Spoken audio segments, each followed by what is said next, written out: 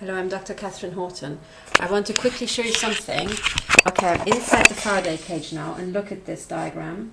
Just very, very quickly, look at this massive spike that is at minus 37 dBm. The thing that you can see there, minus 35 dBm. This here is the GSM signal, which has collapsed. And otherwise, the signals have collapsed because right now I am inside this Faraday cage. So this is what it looks like. I'll show you. It's hung in the ceiling. Okay, so it's going all the way down to the floor, and it's actually earthed. So, but what you can see, look at these ginormous signals there. So what you can see, number one, is the mobile phone signal itself is flaking in and out, but has pretty much collapsed. There are these ginormous spikes. Sorry, I'll stop saying ginormous. Maybe they conditioned my brain for laughs just to flick back to that word. They have been interfering with my brain. Okay, huge signal. Okay, I'll try to deprogram myself. So you can see the huge signals on the left. And here, this is exactly between 400 and 700 megahertz.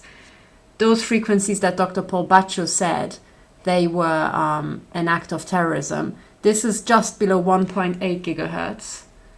That is, well, this one here is I would say 2.95 gigahertz. That's 3.05 roughly.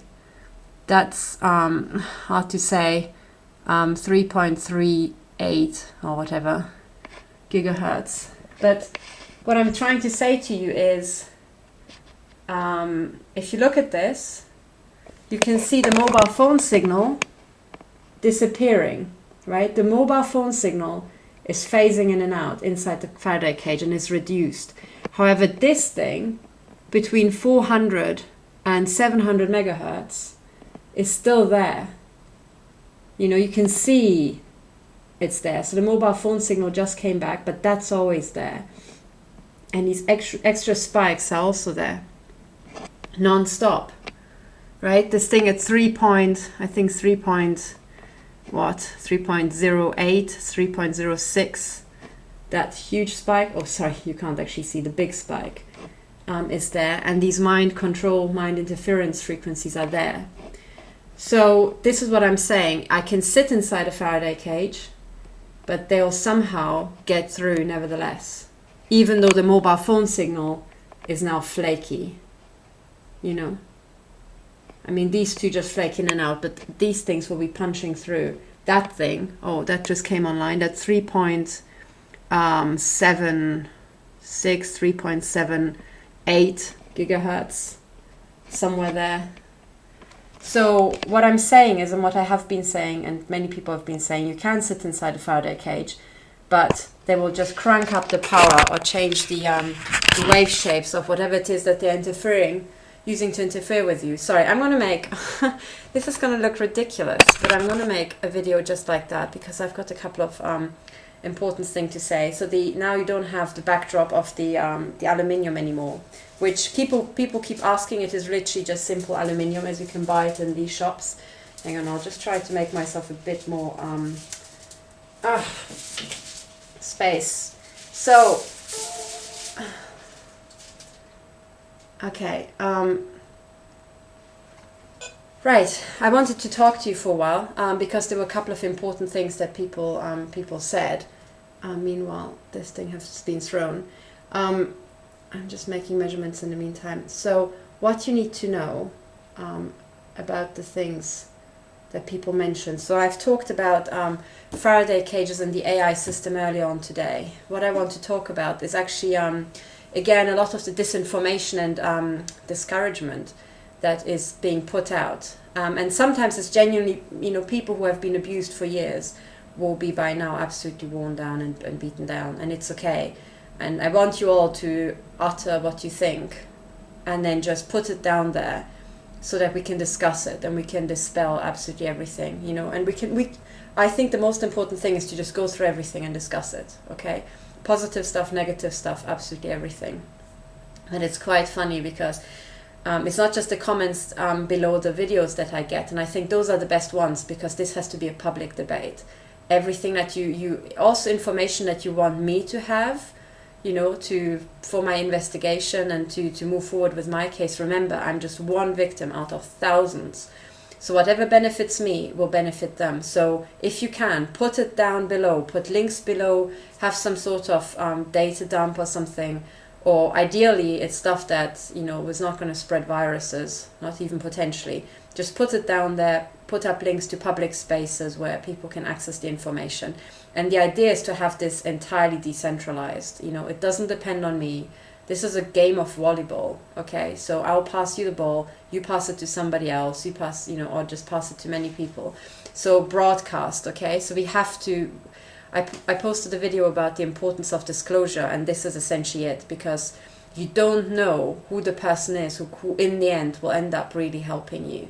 You don't know that ahead of time. So you tell everybody, and then people will come on board because they know what their expertise is, and they know what they know, and how they can contribute. So don't worry, just put it out there, you know. But it's very funny because, by the way, I'm not rubbishing direct emails you send me at all. No, because some people who haven't come forward, they want privacy, and that's okay. That's what my email is for. And I've got such a backlog. I'm on the case, and I'm going to answer everything. But I'm still catching up. So if you haven't heard from me, it's not because I haven't ignored it. And I think it's important that you get some feedback back from me so that you know I've read your message, and it hasn't been intercepted or something. So anyway, but what I want to say, and this is now not those private emails that genuine people send me. It's not private people who are genuinely despairing and genuinely being disheartened. No, there's a separate type of email that is actually very, it's funny, I'm going to explain it now, because they're actually, these emails are very self-confident, so they don't sound like victims, because victims are desperate for help, you know. These are very self-confident emails, telling me that it is essentially impossible to get help, okay? And that's so funny, because it's essentially the hallmark of the intelligence agencies, you know, because they really, the more you come forward, sorry, my camera is just the more you come forward, the harder they'll have to beat you down. They're still in this old paradigm where they think, you know, it's like a fair. Do you know these fair games, which is called, I think, Whack the Mole? So, you know, a little mole just jumps up in different points on this field, and you have to whack it down, and if you catch it on its head, you win. And essentially the intelligence agency, that's hilarious, but they're essentially playing still one big game of whack the mole, and the moles are multiplying below ground at an exponential rate. So you know that the game is lost, you know, but they still keep playing it. They still whack moles. So it's funny. So I had essentially the whack the mole game done to me, and I get these emails telling me like it's impossible for you to get help. There's nothing we can do. You know, there's nothing you can do ever. All your colleagues are corrupt, and all your friends are corrupt, and your family is infiltrated, and nothing. Forget it. And it's hilarious because I know these guys. I mean, you're forgetting, but I know my family. I know them for longer than you have been monitoring them. And you can and I will explain what sort of brain interference they've done with my family, which is scary, but it's also funny because it's just so cack-handed and stupid. But anyway, but you're forgetting, I know my family, all right? And I know my colleagues, and my colleagues know me, all right? You don't tell me what I can say or cannot say to my old colleagues at St. John's College, at CERN, and at Daisy. You can try, but I'm just gonna laugh. It's gonna be hilarious because I know them. And one of the things that I really know about them, because I've worked with them for years, you know, and I've been next to them for years, and even at St. John's I had lunch with them. They talked about their problems in their field and just spoke their mind, and I can tell who's genuine as well. You know, and the one thing that I know for sure is that the people I emailed are good people. That's why I emailed them. And they are very impressive. Really, intellectually, they are all extremely impressive. So if you come from a normal background, not geared towards high intellectual performance, these people will impress you. And that's basically what it is. The intelligence agencies want to cut our communication channels so that we cannot actually get in touch with professionals. Because when the professionals are on the board, I mean, do you think they want to be mind controlled? Do you think they want their daughters to be stalked when their daughters go to university? You know, do you think they want their wife to be shot in the kidney with a microwave weapon just because a corrupt neighbor feels like it, and you've got a neighborship dispute over the fence or what, right? I mean, these people aren't stupid. That's why they're there, you know? So I know what they know, but you have to remember, right, that a year ago, I didn't know anything about this, right? A year ago, I was still on the page that, well, you know, I'm on this surveillance list, and then you get stalked wherever you are, because this surveillance list is operated wherever you are in the world, or even certainly in Europe, you know. So, but I didn't know anything about microwave weapons, about this funky fancy AI that Brian Tew has just, you know, educated me about in this radio interview, which I linked. No idea. How could I? I'm a particle physicist. This is not my, you know, field. And now I contacted not just, you know, I mean, I'm a scientist. So when people talk to me about the brain interference stuff, I have got an entire database of several years worth of experience to do with computer science, data analysis, you know, pattern recognition, statistical analysis, anything you name, and I can make a very qualified professional assessments about, are they talking sense or is this nonsense? And when I hear certain things and it makes sense to me, and I think, oh yeah, actually it's not just, you know, doable, it's not that hard because I've done something similar in a different application, then I can think, oh shit, I this is real, you know. So when I hear Dr. Robert Duncan speak and I hear Brian Tew speak, I can make connections and I can figure out that, oh my God, yes, what these people are saying is the truth. This is freaking scary, but it's the truth. You know, I haven't heard anything from them that's totally out there. So far, all I can say is that the bits that I have heard so far, you know, that all is true. I can see that this is, you know, I haven't worked on this stuff myself, but I can see that this is what people would be doing, you know. But for someone who doesn't have this education, remember, right? I mean, here, you just look at me and you think, oh, it's just like a woman who looks like a mess and she's just making YouTube videos. But please remember, I am a particle physicist. I'm a high energy physicist. I've got a PhD. I was a research fellow, right? I worked at CERN. I worked at DAISY. You know, you have to have a different category of bullshit to bullshit me.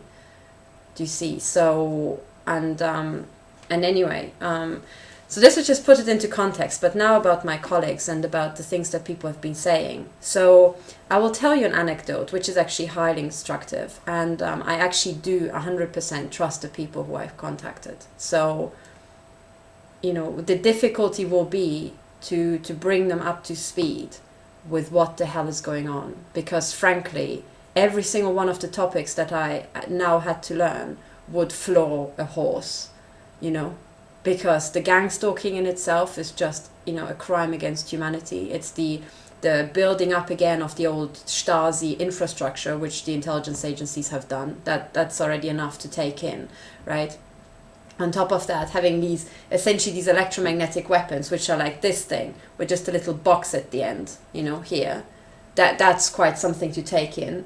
To learn that you can be given a heart attack behind your own walls, your own four walls, that's enough to take in, right? The fact that you can have you know, scripts and computer systems that just will keep shooting into your organs and you're defenseless inside your own home, that's enough to take in for a normal mortal. You know, and then it keeps going, because what we're essentially doing is we're now opening an onion, and it's essentially 60 years worth or even more years of classified military projects and black operation stuff, gizmos, that we're now taking out, and it will be like a horror show. It's a freaking freak show, but that's because we haven't looked at this stuff for so long. So I trust my colleagues, but they will have to be given a lot of time to take this in, right? I mean, I couldn't absorb the 3-hour interview that Brian Tew gave, which I think is fantastic.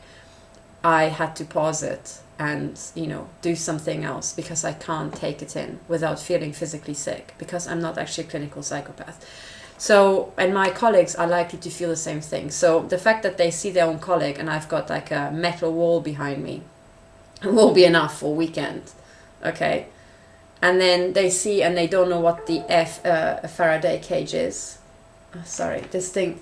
I'm trying to make measurements inside the Faraday cage, and I've showed you. I'll show you a hack attack, but I just the thing just got hacked, and ever since it's just throwing the measurements. Okay, screw it. I'll switch this off. Anyway, so what the hell is a Faraday cage? Most people who I contacted are not physicists. They don't know what on earth I'm talking about, So they have to be given time.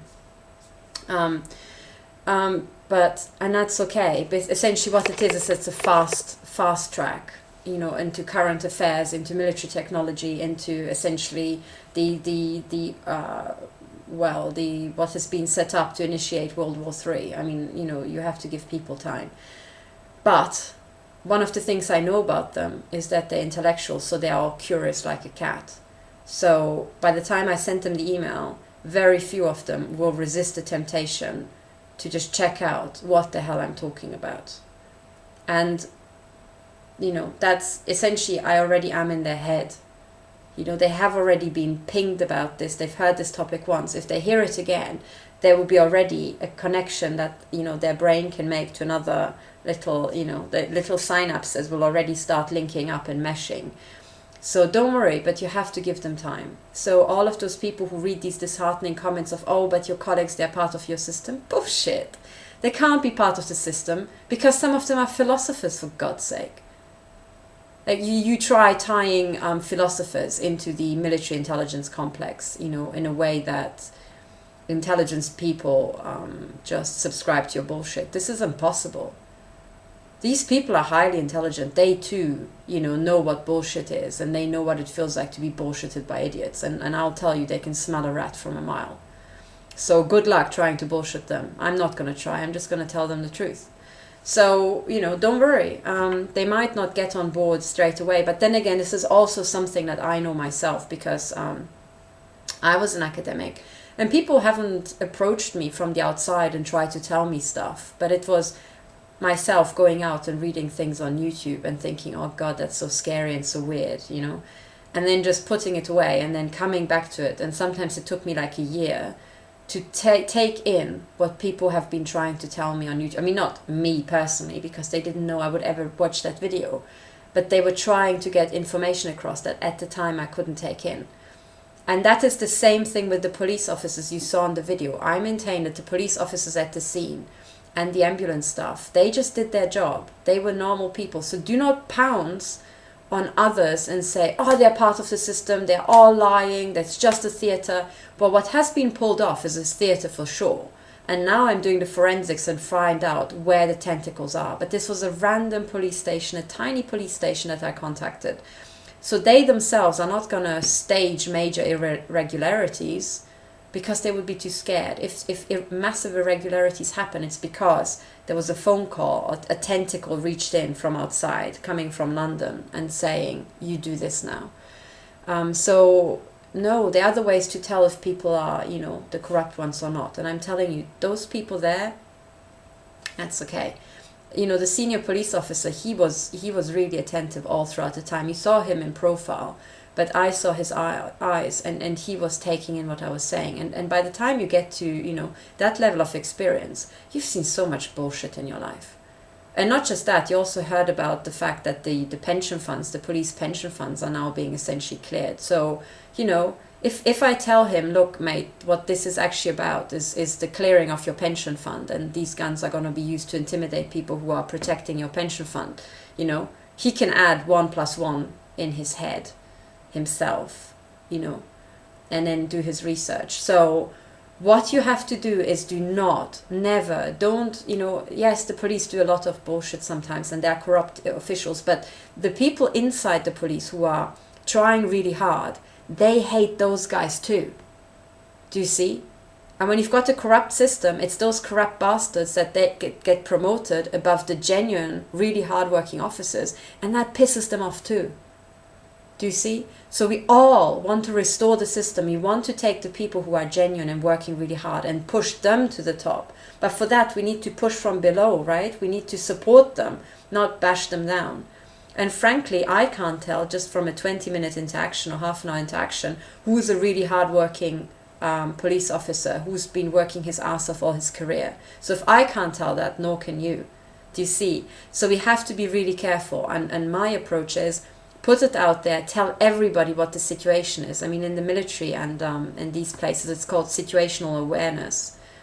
And if you're in a crack team, they all have to have situational awareness. If you want to rely on their help, they have to be on the same page. You know, so what you have to create is situational awareness, but passing this information on, because it's such tough information, you have to give people time. So let them put the information out there, you know, and then let them, if they shy away and go away, that's because they can't handle it. Put it out there and let them come back to it in their own time. And that's what I did. I sent my colleagues the link. They can listen to the appeal. They have my YouTube channel now. They've got my Twitter. They are all curious, right? They are very curious people. They are sponges of information and insight. You know, that's an academic's dream, to try to understand the world from all aspects, from the legal aspect. So the lawyers will be interested, like, hang on, in the High Court we now have litigants being shot in the head after the first hearing. That should be news to them, you know. Then we've got the philosophers who essentially, for them, it's like, you know, essentially like a field day. What's happening now, it's something fundamentally different in the world, you know, and they will have their, you know, latch onto it and want to get everything that they can to deduce and understand. You know, these people are understanding and problem-solving machines. If you throw in your information at them, the one thing you can be sure about is that they are going to take it in. They're going to absorb it and seek out more. So, you know, don't worry. Even if they don't get back to me, even if they don't write to the German ambassador to finally get on the case, it doesn't matter. It doesn't matter. Because what this is essentially a system cycle. We have to bring everybody on board. Everybody has to understand what the problems are so that they can, in a decentralized way, help us solve them. Do you see? So this is what I'm doing. And oh yes, and the anecdote I wanted to tell you about my colleagues. Actually, this is from, I mean, I've got lots of anecdotes from working at Daisy and working at CERN, and things go wrong everywhere. And then, you know, what this anecdote is about is essentially how back then, when I was a research fellow, like a little young blue-eyed research fellow who didn't know very much, and I was just at the beginning of my project thinking about, you know, how can I make complex systems better. And before I started going down to the High Court to London to look at this fancy, you know, court case and understand the English legal system. Already before, I was, you know, in college trying to make little things a bit better and so on. And what this anecdote is about is how that panned out. Because, you know, at the time it just pissed me off royally, I have to say. I mean, I was on the phone every night on Skype to my husband, ranting for hours how much these people have pissed me off and how stupid they all were, as you do, you know. And not everyone at St. John's College in particular, but you know what I mean. So, you know, when you try to do something and you hit resistance, you just go mental. And then, but after a while I realized what I was actually doing is I was stress testing, or just testing, mapping out a complex human system, which it was St. John's College, Oxford. All the different fellows, you know, the domestic staff trying to make everything better and so on. And what I was actually fighting for is two things. So number one was I was in a building and the laundrette was covered in black mold. Just the walls of the laundrette, and I could tell that it had been repainted before. So the laundrette wasn't old or anything. There was some sort of maintenance being done, but this time again the black mold had come back, and the usual thing was to just paint over the black mold, but it would just grow through, and then you would have black mold, like ever deeper layers of black mold holding in onto ever thicker layers of paint, you know, until you literally just had one organism, you know, on your wall. Anyway, and then I saw that the black mold had come back, and one of the things that shocked me, I was once down in the laundrette in my building. It was a shared laundrette, and it was a building which housed graduate students and just a few fellows, and I was one of the fellows. And but the grad students were married, some of them had children, and their wives were there, and they would come down to the laundrette, sometimes with their baby in their arm, and sometimes with a little toddler in tow, you know, would be just pottering around the laundrette, you know, and I would try to keep an eye so that they don't put washing powder into their mouth. And, you know, this is what it was like. And I was down there, and I was looking at these young moms And I met them over and over, and then I thought, oh my God, I mean, they come into the laundrette. What mold does is just, send spores everywhere. That's how mold spreads, just, puff mold spores everywhere. And you've got this black mold, and toxicity depends on your body mass, so something that is toxic to a mouse is not going to be toxic to an elephant. And something that is not toxic to an adult might be toxic to a child, because it's essentially how much the dosage per body kilogram of body mass, that actually matters, because it's about the amount of blood that's sloshing through, the dilution essentially of whatever you give somebody, And then I looked at these kids and I thought, oh my God, for a baby to absorb this many mold spores, and for a young toddler, I mean, I'm not a medic, but something tells me this is not a good idea at all. And I thought, well, if there's one thing I can do is to essentially lobby to have this removed. And at the time I was on it's called the domestic committee. So I brought up this issue of mold in the laundrette, and I asked, could we have that repainted? And I put that in with a request for other things. So the junior fellows also wanted to have their own little office, because some of them didn't have a faculty to work in, and working in the library when you're a fellow is really bad because you have lots of books and so on. So there were all these academic topics. We wanted to have, the junior fellows wanted to have a room, an office, like a shared office that we could work in, or just have some desk space. So I put that in. And the reception on the domestic committee was atrocious. It was like, there was literally a little conspiracy to have this utterly silenced. I wasn't kicking off a revolution. I didn't want to have the president decapitated, but I might have as well have done, because that's what the reaction was like. These old guys just switched into emergency mode, oh my God, they got wind of the fact that I am going to bring this up at the domestic committee, and all emergency. There must have been the evacuation alarm ringing in these people's offices, because everything was done that I couldn't actually discuss what I wanted to raise on the committee.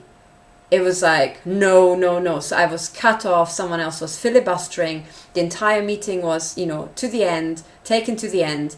That's it. Actually, one guy even said, excuse me, Mr. Chairman, but, shouldn't we also discuss this very important thing that one of our junior fellows wanted to raise? Well, he was mowed to one side, and no, that's it. Time over. We all have to go. Bye.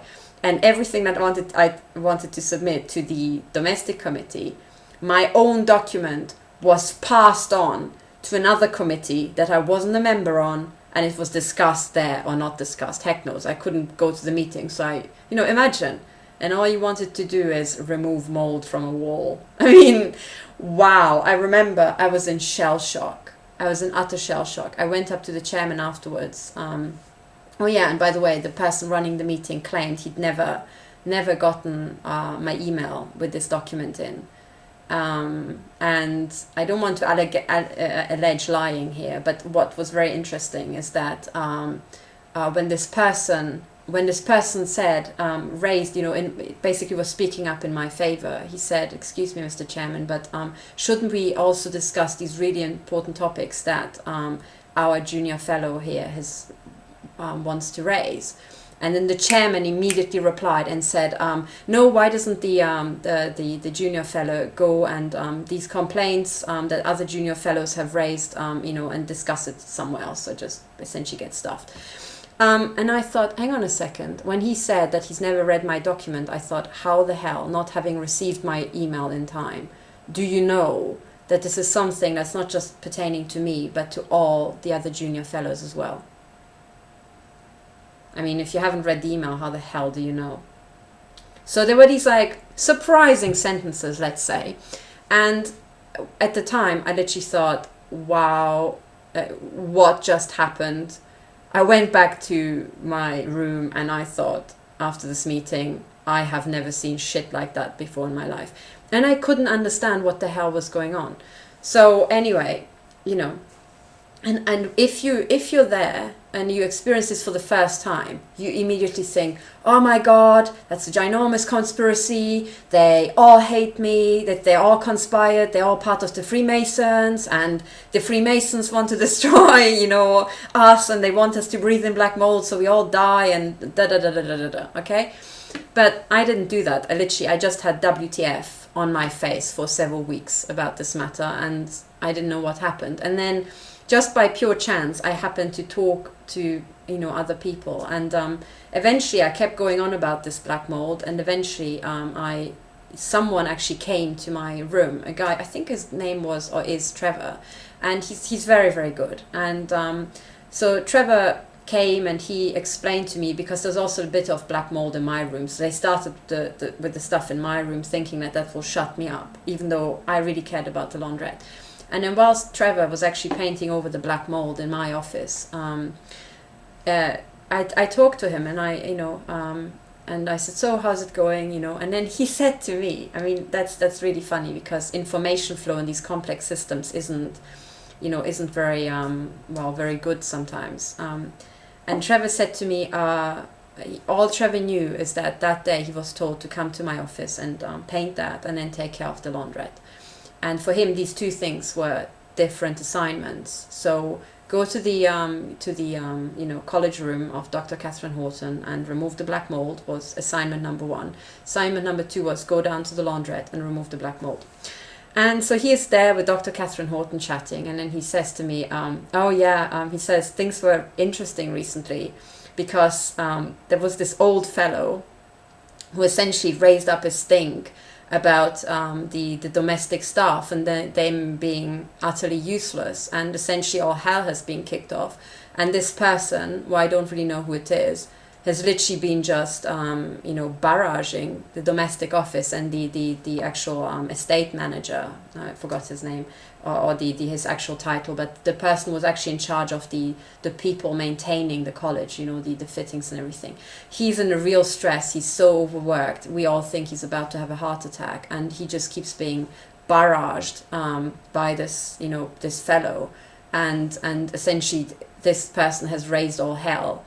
And and now I'm here, and one of the things that this person wants to be sorted is essentially the laundrette. It's like, that's really interesting, because that person is me, you know. And I said to Trevor, I'm like, do you know that was me? And he literally, like, his eyes went really big. He's like, no. I said, yeah, that was me. By the way, I didn't raise all hell. I went to the domestic committee because I thought this is how you have to do it. Those guys, and I explained what happened, and then all I did is send another email to the domestic, whatever it's called, the domestic office or something. And I said, please, could you, maybe get on the case and have this done. And that's it. And he's like, but we meaning the staff, he said, but we were convinced it's one of these grumpy old guys, I'm not sure how he phrased it, but that was his message.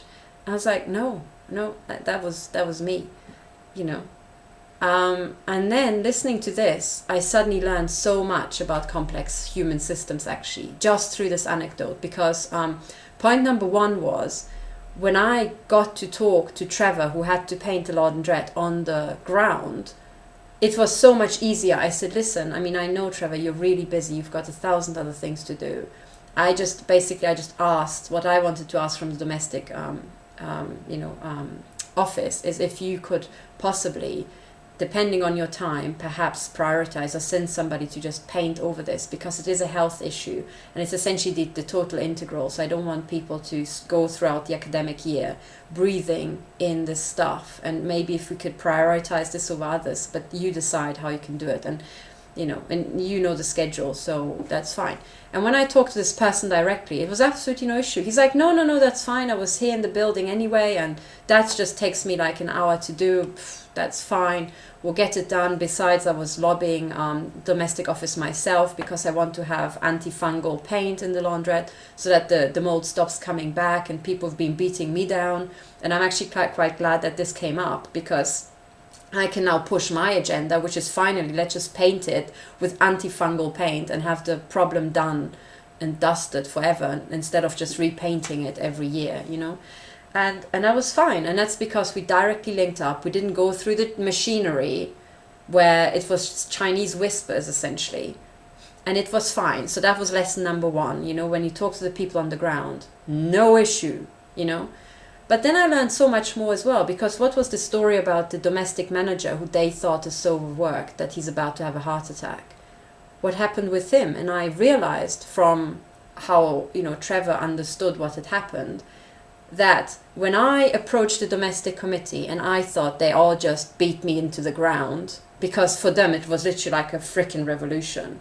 You know, no one had ever dared ever before in the history of St. John's College, which is over 400 years old, to just approach the committee with a list of, you know, a to-do list and say, hey guys, let's do this, this, this and this. It must have thrown these old guys. I mean, it must have given them indigestion for a week just reading that stuff. So they didn't know how to handle it. They thought the next thing will be guillotines in the middle of, you know, Old Quad, chopping off fellows' heads or something. You know, so they couldn't handle it. They beat me down. But meanwhile, to be sure, they contacted the domestic manager to have the laundrette repainted without telling me, you know. So they did that. When I spoke to individual fellows about what the F just happened in that meeting, they themselves thought, oh yeah, this is really bad. I will email the domestic committee myself. So they had emailed the domestic committee, not telling anybody. And when I emailed the domestic office, not knowing that all of this had happened, they emailed the domestic manager. So the domestic manager must have received 50 emails stomping on his head about why the hell the laundrette hadn't been repainted, right? And I didn't know about this. So to me, the world looked different, completely different. Right? And I thought this is a total conspiracy. The actual domestic manager must have thought this is a total conspiracy, and the only way he can explain that is because people want him out of his job. So he went mental and made assumptions about other people, and this was a total disaster, a total car crash, right? And this arose because there wasn't transparency from day one, right? And if these fellows had just listened to me in the meeting, I would have read out the things that I really think should be done, but not, some of them weren't like, we need to do them by yesterday. It was just like, this would be a good idea. And the fellows, you know, the junior fellows would really appreciate if we got around to doing these. But in the time scale of the college, not, you know, not right now. If they had just let me to read it out instead of staging this monkey business, just because they were scared of me, it would have been out there. And then the chairman could have said, okay, you know, do you want to email the domestic manager and talk to him about how best it fits into his schedule? And I'll be like, yeah, sure, if that's fine, I can do that myself. And I would have popped down to his office and said, you know, hey, how you doing? Just a couple of things, but this is kind of urgent, the rest isn't, you know, could we maybe do that and arrange with him? Totally different story if there's transparency and everybody's on the same page. When people are not on the same page, you suddenly have the effect of a conspiracy without there being any. Because frankly, not even in St. John's College would people conspire about mold in the laundrette. It just doesn't happen. These people are far too, you know, busy with their own research for anything like that to happen. Do you see? So this is essentially it, but the experience there was just incredible. And then I also discovered that with these old guys, I mean, first of all, you know, I think St. John's College admitted women at the end of the 1970s, I think, if I remember correctly.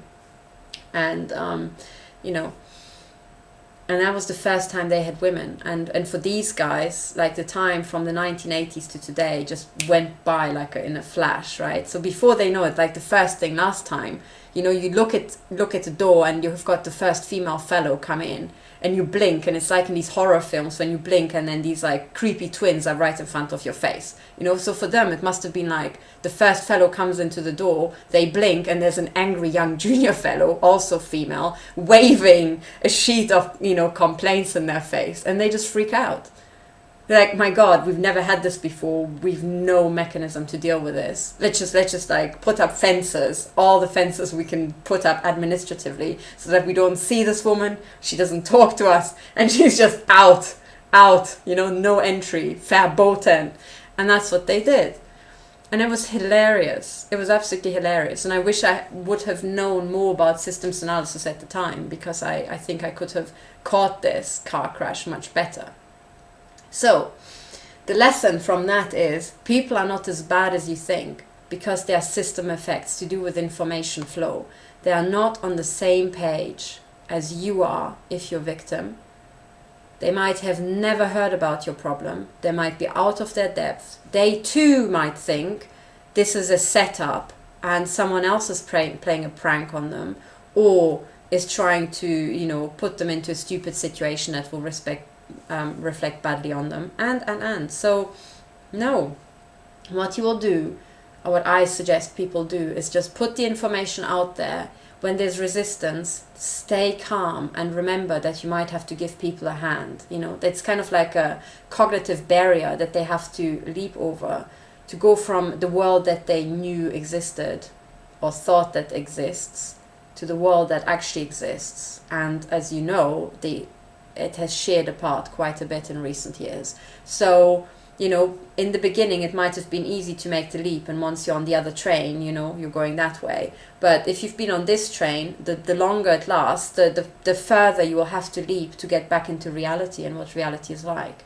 And I know from myself that it took me ages to actually take this information in. And I'm one of those people who actually can absorb information, not brilliantly, but faster than most. So much about my colleagues. They are not that bad. They are all really brilliant. And actually, I do trust them. I do trust them a lot because I've met them. So whoever says, oh my God, your colleagues are not going to help you. Bullshit, because they've helped me in the past. They have helped me in the past. I did manage to get through to them. But I also know it takes a long time sometimes, Another anecdote, and this is also St. John's College through and through. But it's not just St.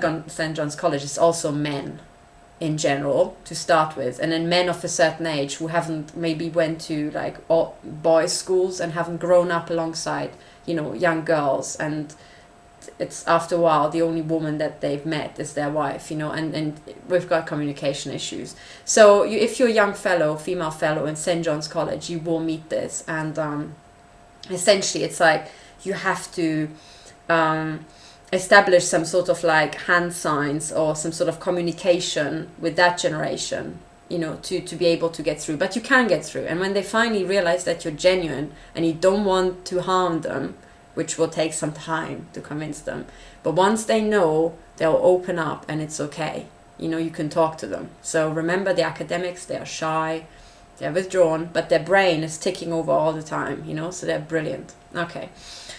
And one of the things I discovered at St. John's College is we would sit at lunch, and I would go to lunch every single day and talk to the fellows. And it would be like potluck. So everybody goes to lunch, and then, we've got this big dining hall, and then you sit down next to some fellows, and ahead of time you don't really know who those people are. And some people will have they'll be in a bad mood. Some people will not be absolutely cheerful. And it's like a seesaw all the time, So we used to call it potluck, so who you end up next to.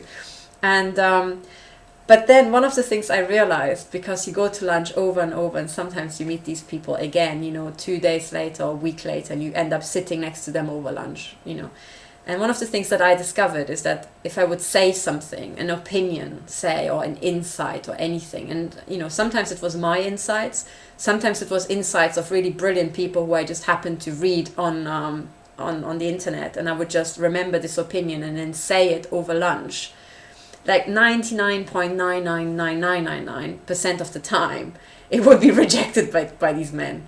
Like the most piffling nonsense that just came out of my mouth. Literally, it would be like, well.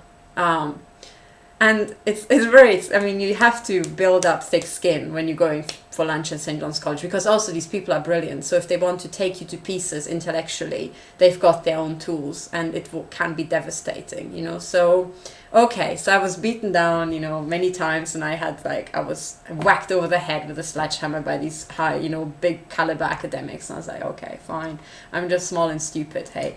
And then the most miraculous thing would happen, because I would sit down next to Professor X again, 2 or 3 weeks later, and at some point would talk about the topic, and maybe a topic that was similar to one we discussed before. And then suddenly Professor X, who's just beaten me over the head 3 weeks before about an opinion I had uttered, would utter the same opinion, identical, the same insight, the same thought, with utter conviction that it was his opinion. Like, totally. And the first time this happened, my jaw dropped and I was just staring at Professor X with big round eyes, like, what? And he would say the complete opposite of what he said 3 weeks earlier, and would say exactly what I had said, having forgotten that I said that 3 weeks earlier and he hated that opinion. I was like, how can this be? You know, and the first time this happens, you think, is he just pulling my leg? Is this now again some sort of like academic trap? So he just wants to let off frustration over lunch because his students pissed him off, and he's just waiting for me to jump on his argument and say, oh, professor, we seem to agree now, and then bleat the same thing he just said, so that then again he can whack me over the head with a sledgehammer. And so I was very cautious. But then after a while, after I've seen this happen over and over, I realized, no, there's no malice. It just stuck in their brain. They had time to think about it, process it. It got messed up with all the teaching and research that they had to do and all the articles that they read themselves. And, you know, after 3 weeks, these academics have read so much and heard so much, they cannot keep track of where one particular opinion comes from. So they'd forgotten that it was mine. And it got dissociated. The opinion got dissociated from the stupid little woman who they thought was just a nobody. And suddenly it was sanitized through that process. So suddenly in their mind there was just this opinion knocking around. And after a while, it was, if it was a good opinion, it was like a meme. It stuck in their head. So maybe they, you know, dreamt about it or they thought about it, you know. It was just there in the back of their minds. And at some point when this topic was triggered again, they dug out, you know, the associations came, you know, and they dug out the first thing that was connected to this topic, and the freshest thing was my opinion. Them having forgotten it was my opinion. So then pulling it out of their brain, they thought it's their own opinion. They thought it was brilliant because, I mean, hey, they are brilliant. And they thought this is the best thing ever. Like the cleverest thing ever. And they would say stuff that I had said to them 3 weeks earlier with glowing eyes and with a, hey, check me out, isn't that clever sort of, you know, facial expression. And this would happen over and over and over, and would happen like 99% with the men, you know. And I think that's because testosterone has a certain effect on the human brain, and it seems to give you this kind of like impression that you're the best thing on the planet, right? I think having like lots of testosterone must be like a really happy sort of life, because you think, I am the dog's bollocks, you know. And yeah, and this is how it went. So one of the things that I learned is essentially this. So you can put information into people's heads and they might reject it outright as utterly unacceptable, but doesn't matter, you got in, you know, just dump it there, just say it, just leave it to ferment, leave them to process it, leave them to mull it over. And then when they pull this memory or this thought out of their own head, it will be much more acceptable to them, you know. And that's how human beings work. And that's also how men work, you know. I mean, it has to be their opinion, otherwise you can't tell a man what to do, you know. I can't tell my husband what to do, all hell breaks loose. So you have to, you know, make them think it's their opinion, and then it works. So anyway, so I'm hoping that I've sensitized people to this topic. Every single academic I know is curious like a cat, so they themselves will start going after this and think, what on earth was this, you know. Let's just go and have a look out there, because that's just what academics are like. And no, they are not all part of the Freemasons. I don't think anyone is. Maybe some of them are, I have no idea. But then again, the women cannot be part of the Freemasons because it's an old boys club, right? It's all boys. So I'm pretty sure that the women I sent this to, they're not going to be part of the frickin' Freemasons. And knowing them, they would just tell you to F off if you invited them. So don't worry, it's not quite like that. These are all genuine people, honest people who work really hard. They've got fantastic brains. And essentially, when I got so many messages saying, forget about your colleagues. I mean, they will just let you down, and they are part of the system, and no, I know them. I actually know them, They've got great sense of humor, they've got a brilliant mind, and they've seen enough shit themselves. But they're also shy. And this thing about, but they will never risk their position to help you. The point is, they don't even have to risk their position. Like, no, you don't realize, but you can't sack a professor at Oxford. They are unsackable. Do you see? They are unsackable. Unless, of course, they, go and murder somebody. But otherwise, you can't remove them. They're fellows for life. It's unprecedented. I mean, I haven't known about a single case. So don't worry. They are the right people to talk to because they are unsackable. And they are academics. They are free spirits. You don't tell them anything. They think, and they have the opinions that they want to have. Do you see? So they are essentially like kryptonite to this, to the supermen at, in the intelligence agencies. And also they are professionals. So, I'm pretty sure that some academics can be roped in by the security services. They can be bullshitted like anybody else. And they might think that maybe they helped intelligence agencies in the past in good faith, thinking, I'm helping you to solve a crime. And actually maybe the intelligence agencies just did something else. So that I expect to happen a lot. But when you have transparency and these guys are on the same page and they can assess the situation, one of the things I'm 100% sure about is that the academics are cleverer than the intelligence agents. Because they are the academics, you see. I mean, MI5 and 6, they have never won a Nobel Prize, not even by accident. But I know people who have. And I had lunch with them, and it's like a different league, So the secret services, that's the league of psychopaths and fakes. It's the league of psychopaths and con artists. But these people are the real deal. Do you see? They are the real lawyers. They are the real doctors, the real academics. And yes, some doctors have been in on it. But when they are in on it, they have to keep it secret from their colleagues. Because in academia, this isn't on. This isn't on. So you can't do this. You can't commit crimes against humanity, and and keep them you can't do that publicly. You have to keep them secret so that your other colleagues don't catch wind of this. But as we will uncover who the corrupt people are, academics themselves will help us. Simply because so many of them also do campaign for stuff, within their field. The doctors were campaigning for better, better care for their patients. They know what it's like to fight a corrupt system. So don't worry. Anyway, I just put it out there so they have heard now about my case. And also it's really important because the lawyers need to know, especially the ones who are, in chambers, they need to understand that this is real. They will be approached by people, and instead of just thinking, this is just a bunch of kooks, they have to think, oh my God, there's so much about them. So much, so many of these victims of the same type. Just like the PPI mis-selling, this will be such a big fat class action suit or group action or whatever you call it in your jurisdiction. And there are some real fees to be earned here. So don't worry, they're not stupid, And they know as the system is cycling towards transparency, also the lawyers will be all over this, right? I mean, some of them are psychopaths, so they don't care. They just want to earn a fee. And they know that the majority is not going to stand for crimes against humanity. So if you can, and it's such an easy case to win, right? It's not difficult. Someone being tortured in their home with just a bunch of microwave guns. It doesn't get any more clear cut than that, right? I mean, there's no gray zone here where you have to think of clever arguments. I mean, this is a no-brainer. You can give it to your juniors, right? It's a home run straight away.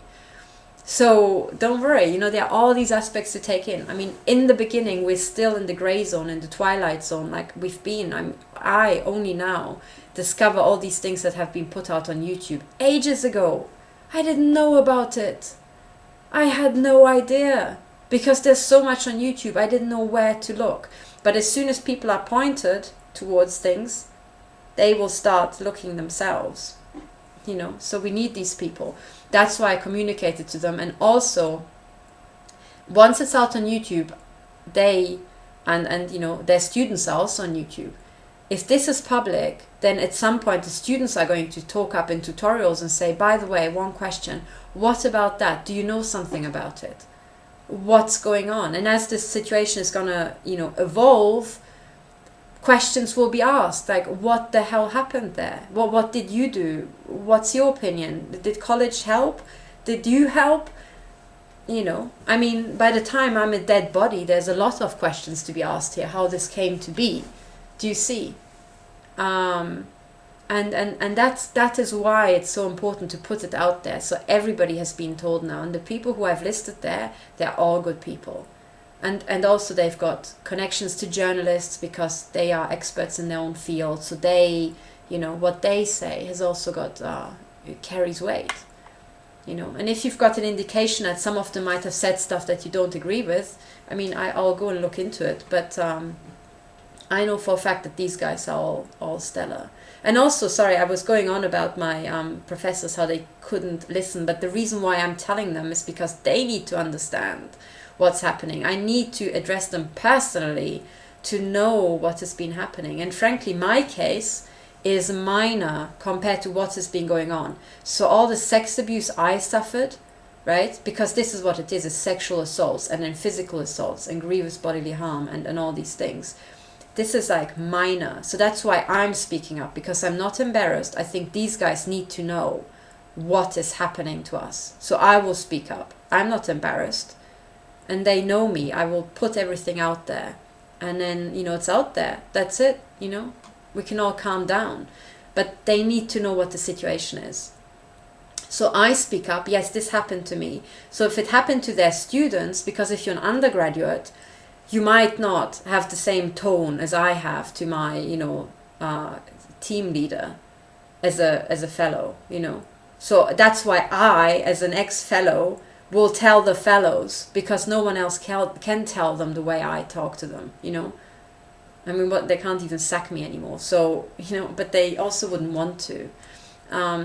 So that's why I told them. So I have now done my best activating, getting the people who I know are top onto this case.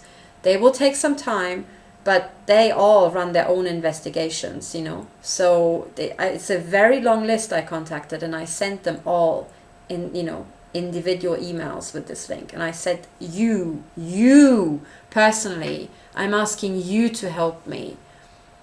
Whatever skills you have, whatever your expertise, whatever your insight, it is needed to bring the system under control again. It is needed. Okay? So, and you know, we need everybody. But if the men could get going, that would be really nice. And usually they take, you know, 2 or 3 kicks more up the backside to get going than the women. So that's why I'm saying, I'm also, by the way, I'm not into this gender divide stuff, but there are some certain differences. And one of them is you have to kick the men a lot more than the women to get going. That's just how it is. Anyway, I've talked for long enough. This is it. I will make, by the way, I'm putting out a lot of videos and they are very long, but at the end of the day, you will have the end of your life to listen to them, you know, whenever. And this is all I have to say in one big, you know, thing, so that you can listen to it in one go and you don't have to click on links. But from now on, I will put out informational videos so that I can bring people on board and so that we're all on the same page. And every single one of them will be to the best of my knowledge. And I hope that it will make things clearer as we go along. But thank you for listening and all the best. And if you can help, then please, please, please do. And if you could contact the 4 men who are listed below my desperate appeal and just tell them to, you know, this is now public, this is be wound down, because they all have stupendous power. All 4 of them have incredible means and they should be incentivized to use them ASAP. So thank you for listening.